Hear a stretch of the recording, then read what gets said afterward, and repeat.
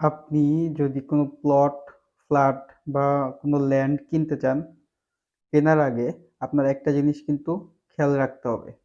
যে আপনি যে প্লট বা ল্যান্ডটা পছন্দ করলেন বা কিনবেন, সেই প্লট বা ল্যান্ডটা নিয়ে বাংলাদেশের আদালতে কোথাও কোনো মামলা চলমান আছে কিনা।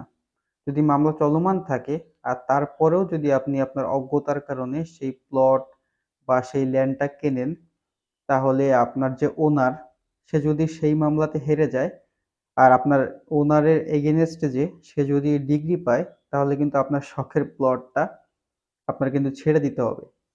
তাহলে আপনি কিন্তু আল্টিমেটলি বিপদে পড়ে গেলেন। এই কারণে আজকে আমি শেয়ার করব একটা প্লট বা একটা ল্যান্ড কেনার আগে আপনি কিভাবে বুঝতে পারবেন যে সেই প্লট বা ল্যান্ডটাতে আদৌ কোনো মামলা চলমান আছে কিনা। এটা জানার উপায়টা আসলে কি? এটা নিয়ে আজকে আমি কথা বলব।